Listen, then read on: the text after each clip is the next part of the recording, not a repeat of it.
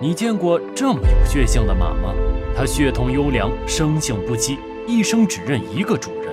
它上得了刀山火海，多次于危难中救主。纵使被日军鞭打得满身伤痕，也绝不屈从于日本人。那么，这匹神马从何而来呢？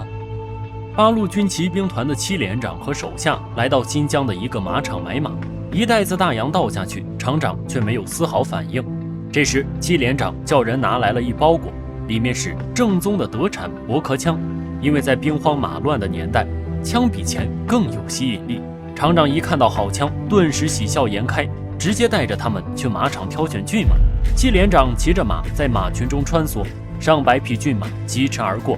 七连长用绳索套住了几匹好马，最后驯服了一匹烈马，却总感觉差点意思。这天，连长正在河边洗脸，突然听到一声骏马的嘶鸣。连长回头一看，竟是一匹高大俊美的白马。连长一眼就相中了这匹白马，一路狂奔过去，翻身上马，试图驯服这匹白马。谁知这匹马很是刚烈，几下撂跳子就把连长甩了出去。七连长不服，再一次翻身上马，不想白马一路狂奔，一个急刹又把连长甩了出去。这反倒激起了七连长的胜负欲，拿来绳索一下套住白马，白马拖着连长一路前行，最后一下子挣断了绳索，连长被弄得遍体鳞伤。这时手下们和厂长拍马赶到，把连长接回去疗伤。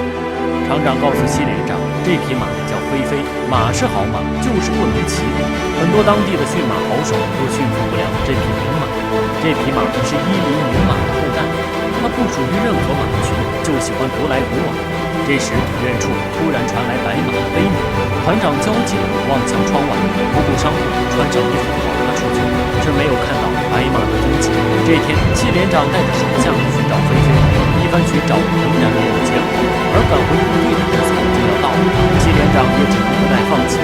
就在临走的那一天，连长觉得事有蹊跷，似有心灵感应一般，连长走出了一个树林，果然在那里看到了被绑住的飞飞。原来他被一个猎人困住了，猎人驯服不了他，气急败坏，打算直接拿枪射杀飞飞。幸好连长及时赶到，阻止射击。七连长和猎人打成了一团，飞飞趁机跑了。连长质问猎人为何打飞飞，猎人说，当年他是最优秀的骑手，但却被飞飞踢在了下身，导致他成了一辈子的废人，所以他对飞飞有些憎恨，也不想他再伤害其他人。就在这时，飞飞突然赶到，似乎在向七连长示好，可能是感谢连长的救命之恩。从此他就成了七连长的坐骑。虽然一开始也会看人，但后来两人逐渐有了感情。飞飞甘愿趴着让连长上马，得此良马，七连长回到部队，忍不住带队操练起来。新来的卫生员也喜欢飞飞，试图给飞飞喂东西吃。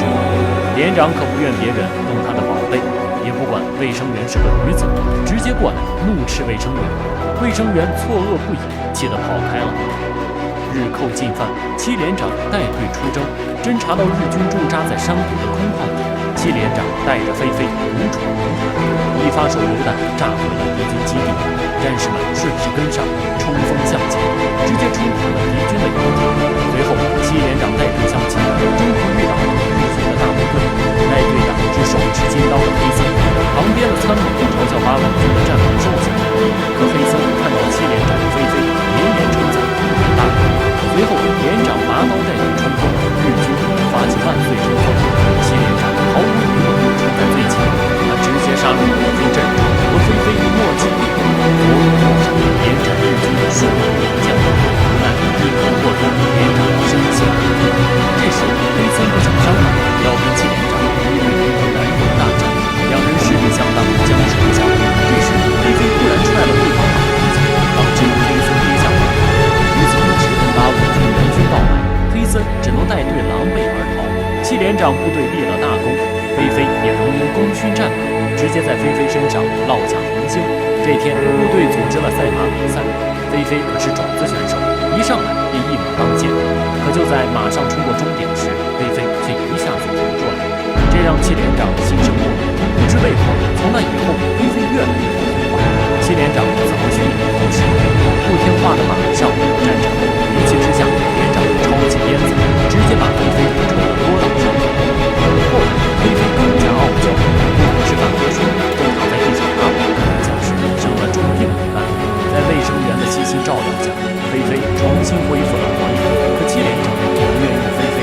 换了一匹新马的战马，还把菲菲调去后勤马车。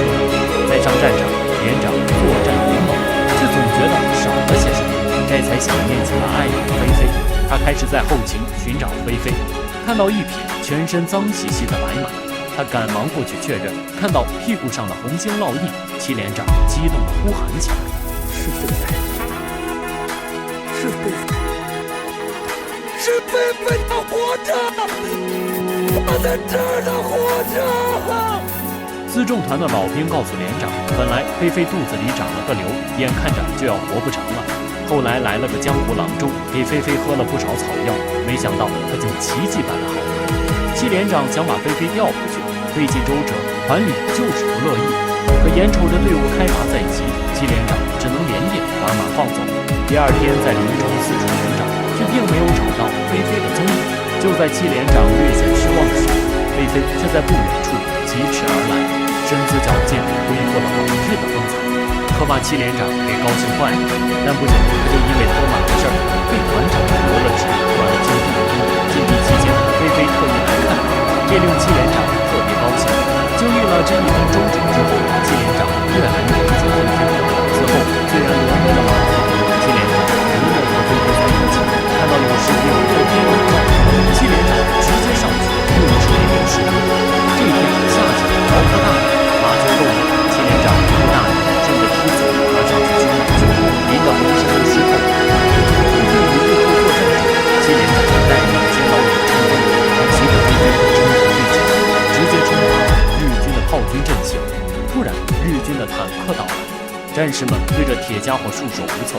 戚连长见状，来到坦克附近，一发手榴弹扔进去，直接炸毁了一辆坦克。不想敌人开始反击，戚连长被击落下马，在与一个日军的缠斗中，双双滚下山崖。后来日军骑兵团赶到，战士们只好先行撤退。但是菲菲没有走，她还在战场搜寻着主人的踪迹。黑森看到了滞留在战场的菲菲，他觊觎这匹宝马已久，命令手下活捉菲菲。菲菲拼了命似的狂奔，摆脱了日军的追击。他还在山崖下找到了奄奄一息的戚连长，他主动蹲下身子，让戚连长爬上去，一人一马来到树林。日军穷追不舍，为了引开敌人，菲菲突然开始狂奔，把日军带回了戚连长的位置。菲菲正带着日军跋山涉水，另一边卫生员发现了戚连长，带人把戚连长救回了军营。菲菲却在过河时被日军逮到，黑森对菲菲喜有奶油，给她穿新戴衣，好吃好喝的喂养。不过日本人并不允许。黑森好不容易击伤菲菲，却被菲菲一下甩到河中，还吓到河里提了他的车。日军进屠场气急败坏，决定宣判菲菲死刑。菲菲被几根绳子固定住，只能任由几名日军抽打，全身被抽得鲜血长出来了。这时黑森赶过来，黑森对手下一个怒斥，特请兽医过来看病。但菲菲在日军营中什么也不肯吃，饿得瘫倒在地上。黑森对他实行了最高礼节，背对着大门说道：“我们连一匹马都征服不了，更别说对方整个民族了。”最后决定放走菲菲。菲菲似乎是听懂了这话，一下起身走出大门，在旷野里肆意地奔跑。他回到了出生的土地，回到了戚连长的身边，一马62